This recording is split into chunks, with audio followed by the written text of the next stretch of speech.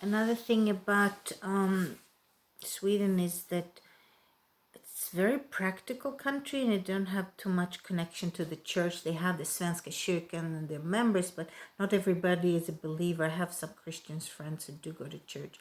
But in general, Swedish culture is like in the summers, you go to your stuga, your cottage. It's raining a lot now. It's nice. I like the rain in the summers in Sweden. It's cozy. Yeah, the pitter patter.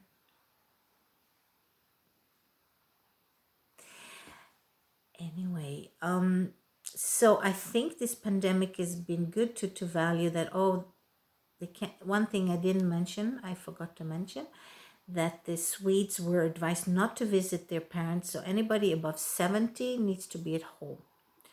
So that meant a lot of children couldn't see their parents. I mean, I'm just saying healthy, not in the elders' homes as well.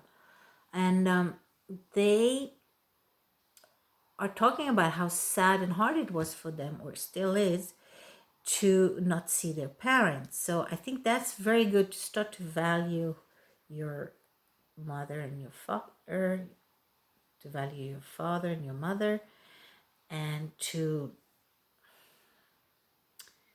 start to feel. And also this lockdown has been hard for people not leaving the country in the summers. They always travel or to go to the countryside or visit each other. They like to socialize a lot in the summer.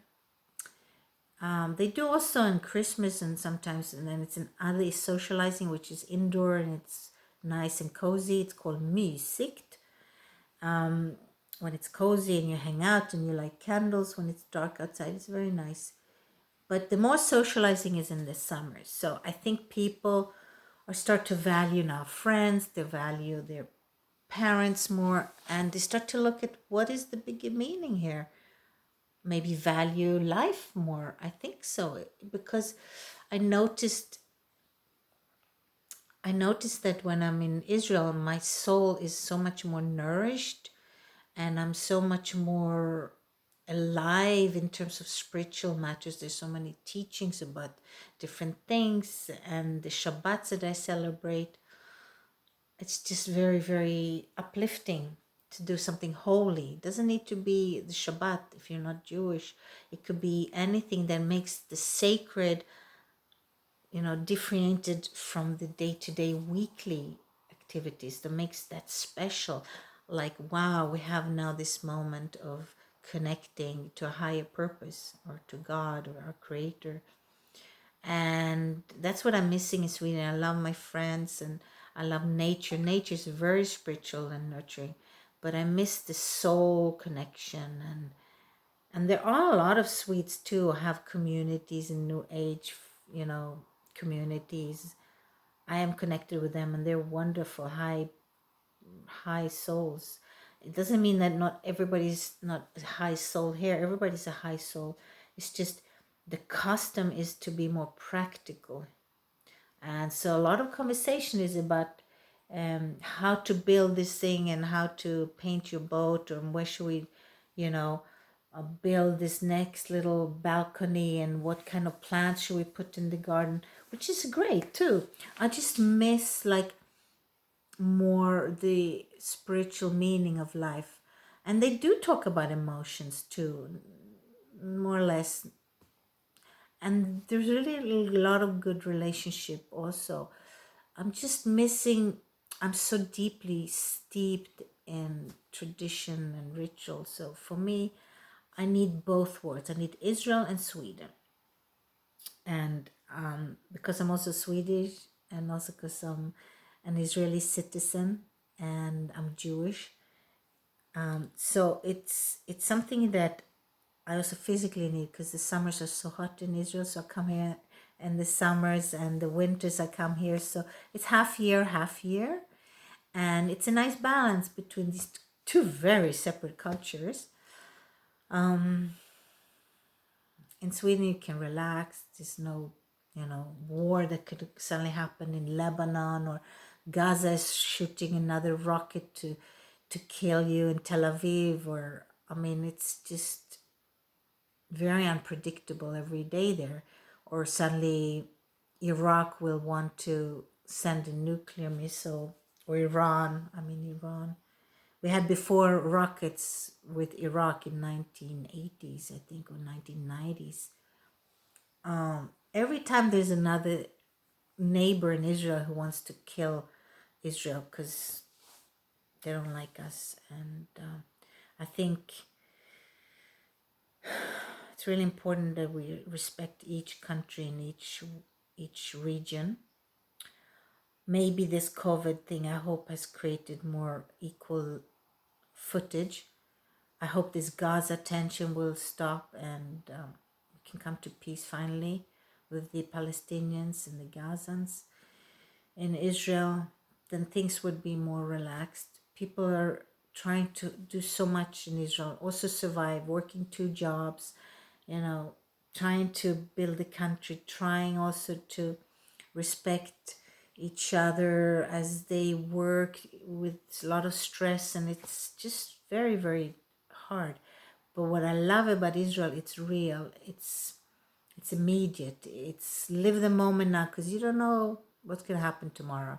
If you go on the bus, a terrorist could put a bomb underneath the seat. So you have to really live in the moment. And there's also a lot of calmness in the country. It's strange. With all that, there's a calmness, because I think God's presence is very strong in the Holy Land. So you don't feel so nervous. I'm more nervous about my friends when I hear news when I'm in Sweden, because I'm outside that realm of loving Holy Land, the milk of honey feeling that I feel in Jerusalem, the country. And so I call my friends, are you okay? I heard this happened. Did the rocket hit you? And say, oh, we're okay, don't worry. Everything's going to be fine.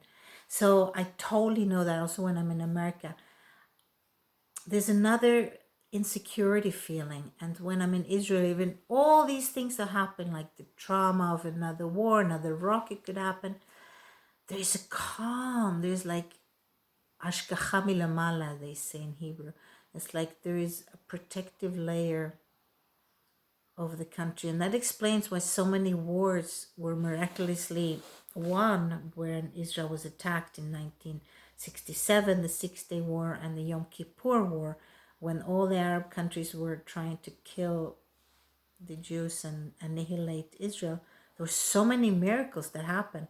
We could have died many, many times. And thank God, I think God wants Israel to exist. So that's why we need to accept Israel. We need to work with it, with this Holy Land. And I lived in Jerusalem almost 10 years, and there's a lot of beautiful cultural, correlations, like respecting all minorities, and East Jerusalem, the Arabs, and the Israeli Arabs, and the Christian Arabs, and the Druze, they also part of the citizenship.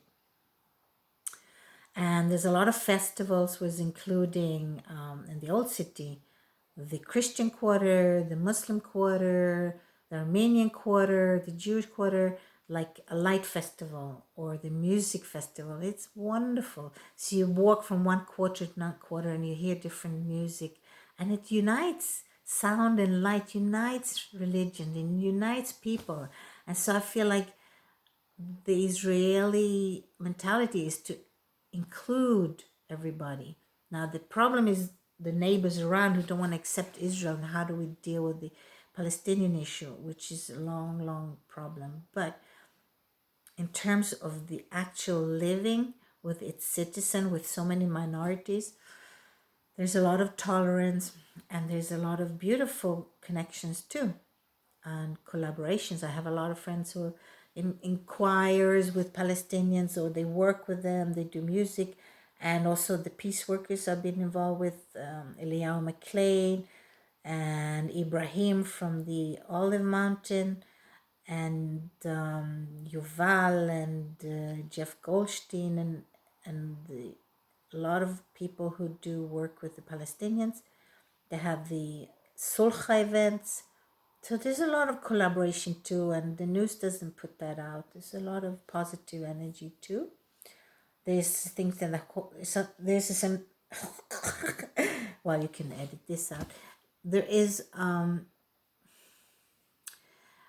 There was for maybe a decade an event called the Jerusalem Hug, with all the religions and faith came and did a big hug around the walls of Jerusalem, like holding hands in a hug. I guess now we can do it because of the social distancing as well. All right. Thank you very much. It was good talking to you. Blessings.